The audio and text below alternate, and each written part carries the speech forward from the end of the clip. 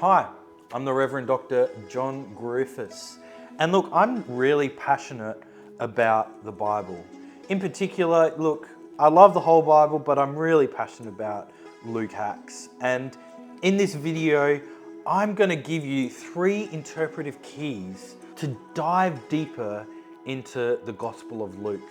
Because look, it's my favorite gospel, and I'm hoping by the end of this video, it's your favorite gospel as well. So what are the 3 interpretive keys that I would be pointing out if I was sitting next to you and we had the Gospel of Luke open? Well, the first one is that Luke continues Israel's story. You see, if we compare Luke to, say, the Gospel of Matthew, Matthew has these direct quotations from the Old Testament, and Matthew sees Jesus as fulfilling the Old Testament, where Luke has something a little bit different. He actually writes in the style of the Old Testament. He sees that the entire story is actually a continuation of Israel's story. That is, rather than using the Old Testament as a predictive text like Matthew does, Luke uses it as the prologue to the life of Jesus. So that is, there's less direct quotations from the Old Testament, but actually the entire gospel is infused with this Old Testament style. Let me give you one example of this. Elizabeth and Zachariah in Luke 1. They are a couple who are faithful to God, but they're barren.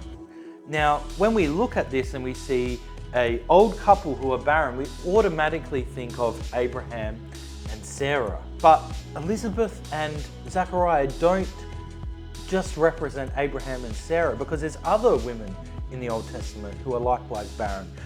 We have Isaac and Rebekah.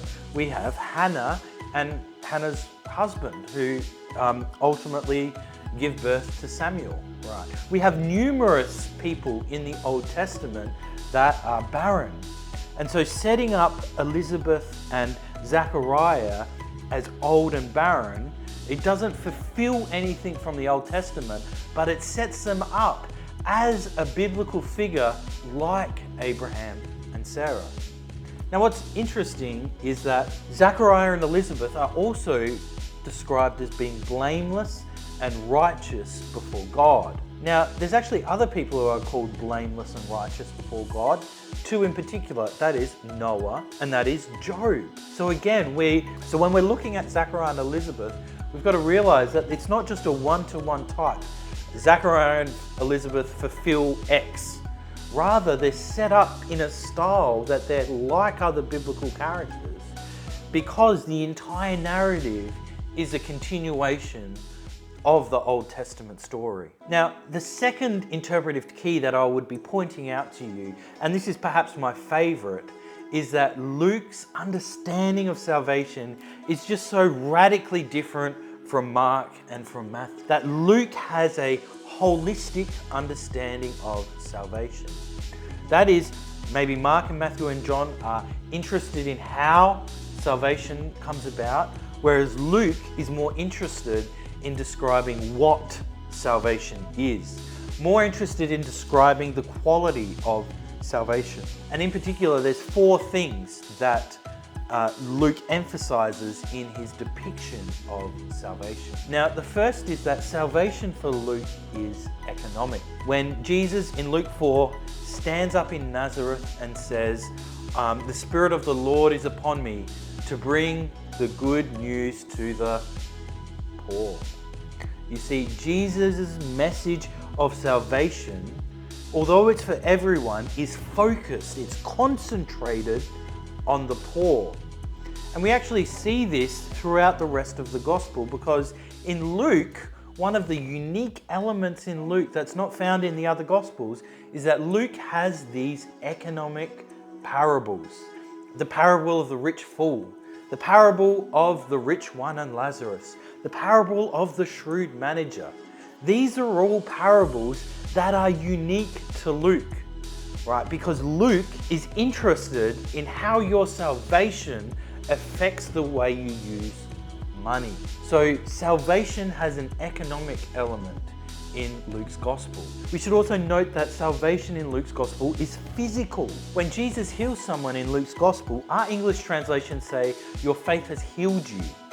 However, this word for healing is actually the word for salvation, sozo, right? So Jesus is saying your faith has saved you, and this salvation is manifest in your change in your physical reality. That for Luke, salvation is meant to affect you physically. The salvation that Jesus brings affects you physically as well as spiritually. The third element of salvation is that it is social. And this is a quick one. Whenever we note that Jesus heals someone, it's usually said something along the lines of, and this person returned to their home. Or when Jesus raises up someone from the dead, it says, a child from the dead, it says that Jesus handed the child back to their father. It's almost like in this healing, Jesus is reforming families and he's reforming communities, that this salvation that he brings affects people's interpersonal relationships. And then finally, we also see that salvation in Luke is political. And in particular, at the start and the end of Luke's gospel, we have this idea of the redemption of Israel. It's mentioned over and over again in the infancy narratives and then in the resurrection occurrences in Luke 24.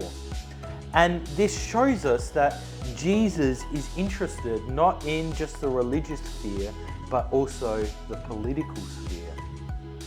So all of this comes together to show us that Luke has this holistic understanding of salvation that is economic, physical, social, political, as well as spiritual. He has this incredible, nuanced understanding of salvation. Finally, the third interpretive key that I'll point out to you is that Luke does something pretty radical with the Passion narrative. Luke completely rewrites his Passion narrative. You see, most scholars would say that Luke is aware of Mark and possibly even Matthew. But instead of copying them, Luke chooses to completely rewrite them. So let me give you some examples of how Luke's Passion narrative is different at various points. So the statement that we find in Mark and in Matthew that helps us understand Jesus' death is in Mark 10:45. It says, "The Son of Man did not come to be served, but to serve and to give his life as a ransom for many." Now, Luke doesn't use this at all. Rather, what Luke says is that Jesus came to seek and save the lost. One of the really interesting things to do is that we should be putting these two statements side by side and thinking about them.